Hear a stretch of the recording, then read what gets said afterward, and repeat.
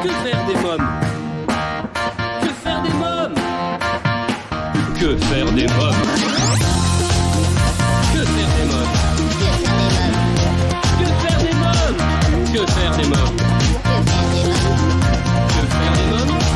Que faire des mômes? Eric Couder.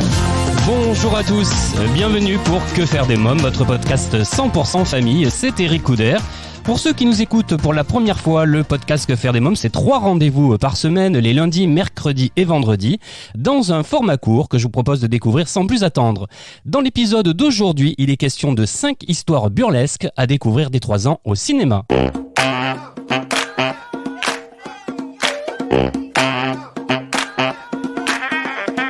Bonjour Maud Washarding. Bonjour Eric Couder.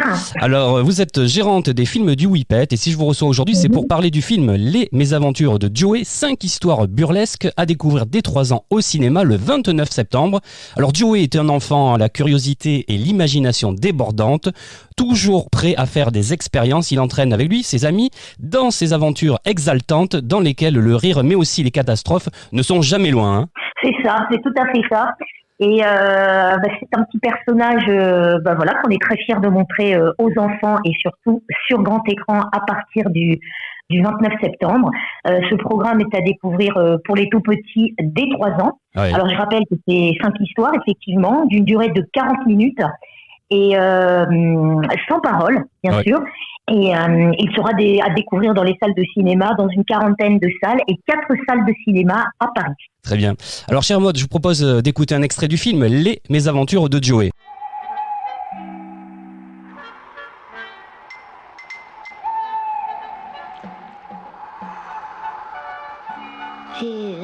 Les Mésaventures de Joey, c'est 5 histoires. Hein.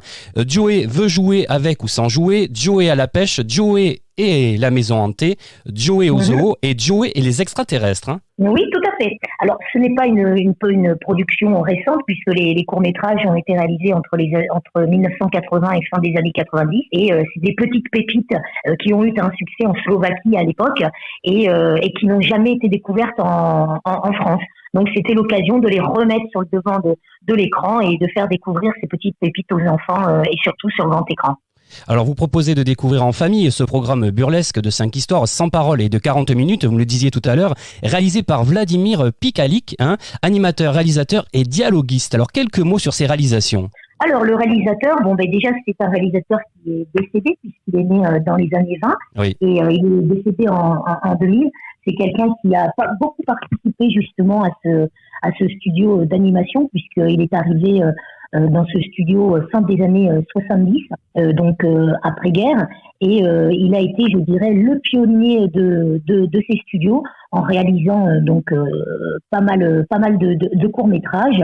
Et donc voilà, c'est un vrai plaisir pour nous de pouvoir mettre sur le devant de la scène ce réalisateur. Alors quelques mots sur les studios maintenant aussi.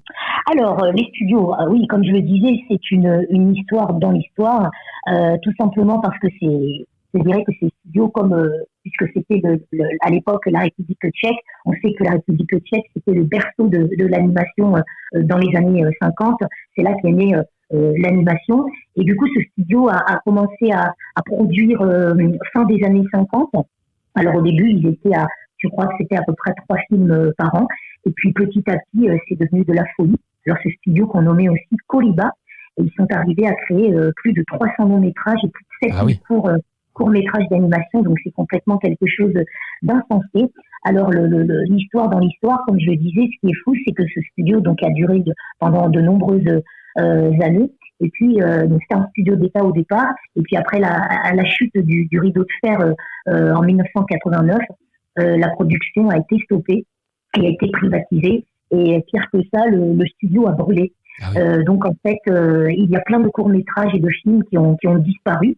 Et donc ça a été tout un travail de recherche en 1995 qui a été récupéré donc par l'Institut cinématographique de Slovaquie, qui a essayé de récupérer ce qui restait et de restaurer, de rénover, de numériser ces petits cours. Et c'est d'ailleurs pour ça qu'on a pu récupérer les films de Vladimir Pikalik, le réalisateur des Mésaventures de Joey.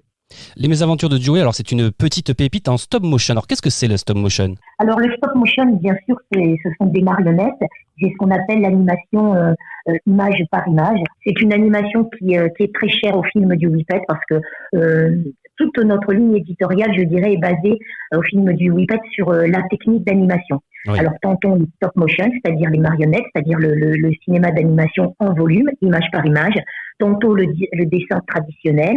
Après on a eu les images découpées. Et bien sûr il y a la 3D. Et c'est toutes ces techniques d'animation que nous aimons défendre au film du Whippet. Et là, c'est vrai qu'on s'est arrêté sur le stop motion.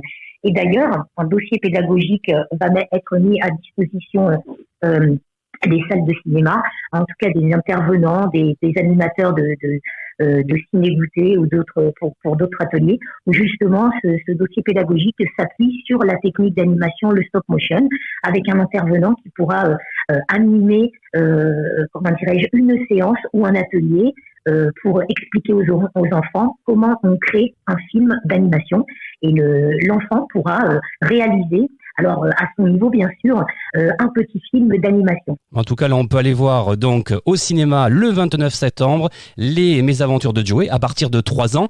Merci Maud Werscherding, merci beaucoup. Merci beaucoup Eric Couder de m'avoir accompagné. Alors les amis, est-ce que nous vous avons donné l'envie d'aller au cinéma en famille? En tout cas, n'hésitez pas à laisser votre avis en commentaire. Eh bien cet épisode touche à sa fin. Un grand merci à vous tous pour votre fidélité. Je vous invite dès à présent, si ce n'est pas encore fait, à vous abonner à notre newsletter sur le site officiel de l'émission www.quefairedesmoms.fr. À bientôt pour un nouvel épisode de Que faire des mômes. Bye bye.